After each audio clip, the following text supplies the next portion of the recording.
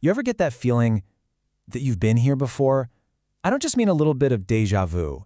I'm talking about a deeper, kind of unsettling feeling, a suspicion that your life isn't really a straight line, but a circle. In this explainer, we're going to dive into a type of horror that doesn't come from ghosts or monsters, but from the very nature of our existence in this modern world. So this is the big question, right? What if the real nightmare isn't something out there that you can run from, but the inescapable looping pattern of your own life? Forget about the monster in the closet. The real terror might just be the script that you're living out, a script you wrote on an endless loop. All right, let's break this down. We're not just talking about the boredom of a daily routine, okay?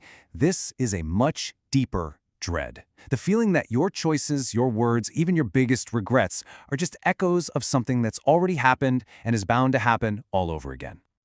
And this is a really important distinction. Déjà vu, that's just a quick little glitch in your brain. What we're talking about is the whole system, the feeling that your entire life is a recording stuck on eternal playback. Every high, every low, every mistake, not just remembered, but relived. You know, as unnerving as all this sounds, it's not a new idea. Not at all. This fear has actually been haunting thinkers for centuries. Philosophy even gave this dread a name long before we ever had smartphones to make it feel so real. The concept is called eternal recurrence, and it's most famously tied to the philosopher Friedrich Nietzsche. He basically posed it as a thought experiment. What if every single moment of your life, the good, the bad, the tiny, the huge, was going to repeat itself in the exact same way forever? See, this isn't just about events repeating, it's about you repeating.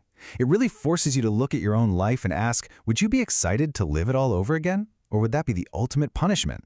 For Nietzsche, this was a challenge, a call to live a life you'd actually be proud to repeat. But for a lot of us today, it just feels like a curse. So, how does an old, dusty, philosophical idea turn into a modern horror story? Well, the answer, as you've probably guessed, is technology. This is where that abstract fear becomes something we can actually touch and see every single day. Just think about it for a second. Your phone, your social media, they're not just photo albums. They are active, living archives of your past, and they're not passive. The algorithms on places like Facebook and Instagram are literally designed to feed you your memories. They don't just store your past, they shove it back in your face, turning you into the curator of the very ghost that's going to haunt you. And what this does is it creates this fundamental split inside of us. On one hand, you've got the living self. That's you, right now, changing, growing, moving forward.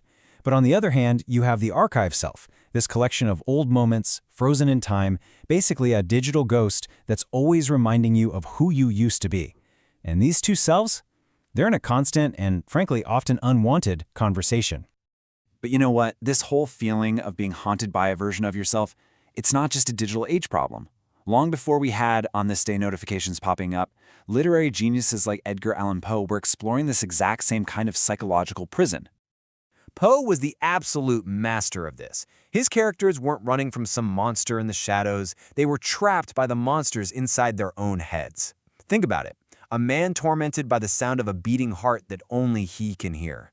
They're prisoners of their own memories, their own guilt, forced to endlessly relive the worst moments of their lives. The connection here is wow, it's so powerful. In Poe's The Telltale Heart, the narrator is tortured by the sound of a heart that isn't really there. It's the looping echo of his guilt. Today, our modern echo is that little ping from our phone, a notification that brings back a memory, a past self, a moment that just refuses to stay buried. It's the same curse, a past that's alive and kicking, endlessly replaying itself. Okay, so let's tie all of this together. We've got this philosophical dread from Nietzsche, we've got a literary example from Poe, and we have our own modern tech reality. And all of them are pointing to this one unique modern condition, what I'm calling the curse of persistence. This is the state we live in now, literally split in two. There's the self that's living, moving forward, experiencing new things, and then there's the other self, the one that's looping, permanently stuck in a digital replay of the past. We're both the person living the life and the ghost haunting it at the same time. So, at the end of the day, the horror we're talking about, it isn't a phantom or some spooky specter. It's way more personal. It's psychological. It's that chilling realization that in our digital world, nothing is ever really gone. Every embarrassing moment, every painful loss, every single choice you regret, it's all archived, and it can be replayed in perfect clarity at any moment. And maybe this is the biggest takeaway. For most of human history, the great fear was oblivion, right? The idea of just ceasing to exist. But today, the horror might just be the exact opposite. It's the fear of persistence, of never being able to escape our past selves because they're forever recorded, forever accessible. So I'll just leave you with this question. The next time an algorithm serves you up a photo from 5 years ago, just pause for a second. Ask yourself what's really happening in that moment. Are you just remembering a piece of your past?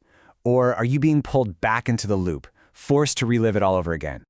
Because in this new world of digital ghosts and archived selves, you might not be the only one doing the looking.